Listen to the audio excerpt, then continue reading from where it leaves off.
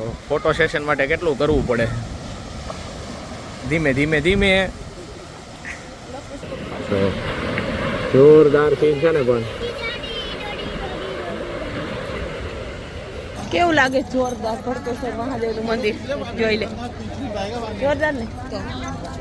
વાકોલના સમોસાની રમઝટ બોલી રહી છે ભાઈ. સમોસા લઈ આવ્યા, સેન્ડવિચ લઈ આવ્યા. ભરતભાઈ પહેલા ફ્રૂટ થી શરૂઆત.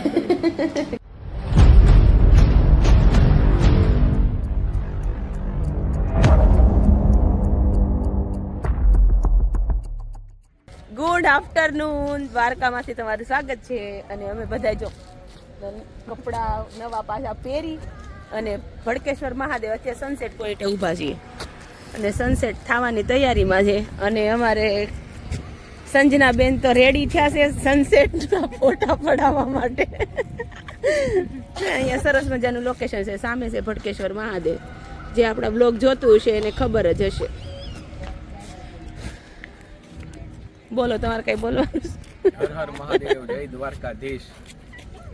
નવા વ્લોગમાં ભાઈ આપ બધા મિત્રોનું સ્વાગત છે.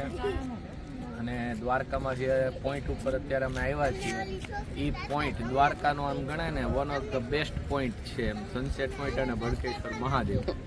અને દ્વારકામાં આવ્યા હોય ને આ પોઈન્ટ ઉપર ન આવીએ તો દ્વારકાની યાત્રામાં ખરેખર કંઈક બાકી રહી જાય એવું લાગે છે. એટલે અમે અત્યારે આવી ગયા છે. બધાએ જો ચેન્જ કરી નાખ્યા છે કપડા. મારો લુક બતાવો. હા ભાઈ, એમનો લુક બતાવો. જો પછી મેં પહેરી બ્લેક સાડી. જો કેટલા ટાઈમ પછી પહેરી શકે. એટલે અત્યારે છે ને ખાસ અહીંયા તો અમે આવ્યા છીએ ફોટો સેશન માટે જ. તે જો સેલ્ફી તો ચાલુ જ છે.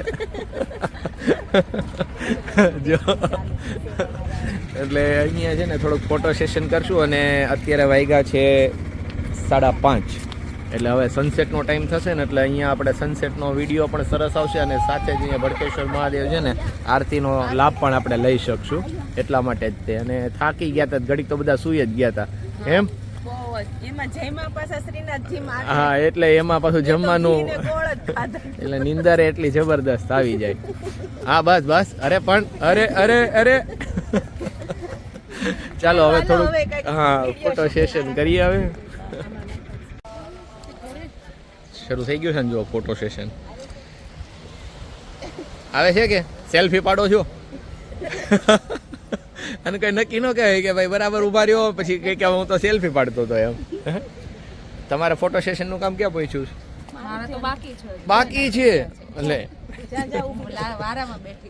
હવે જો સેલ્ફી જો જો લે જો. અરે પણ જો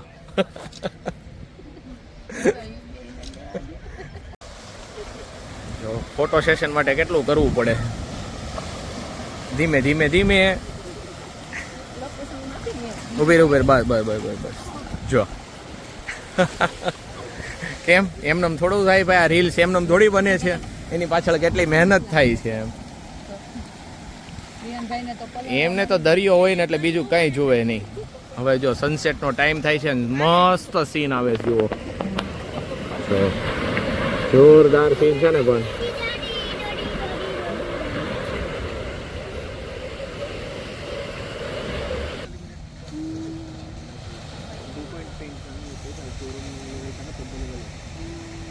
ભડકેશ્વર મહાદેવ તરફ જાય છે ને ટ્રાફિક જો ચાલુ દિવસમાં આટલું ટ્રાફિક છે.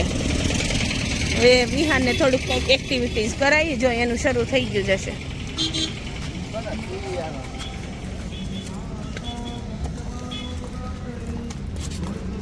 જો પ્રવાસ આવેલો છે સ્કૂલનો, અને સ્કૂલના પ્રવાસમાં જેવી મજા આવે ને એવી અત્યાર ન આવે ટીકુ. પણ આવી રીતે લાઈનમાં કેમ? પણ એટલો શોખ હોય ને પ્રવાસમાં જવાની કે વાત જવા દે. મનાવીને આવ્યા હશે ઘરેથી તો પછી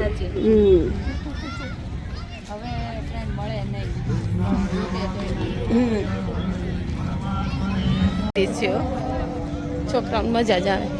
કઈ બાજુ?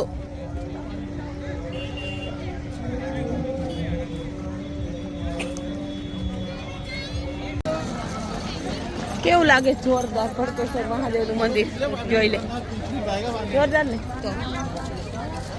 એકદમ મસ્ત.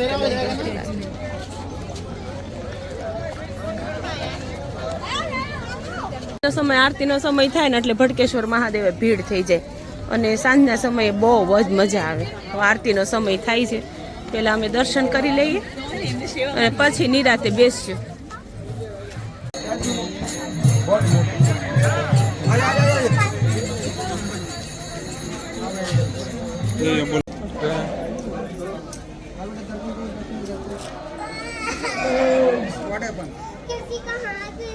कोई बात नहीं, कोई बात नहीं.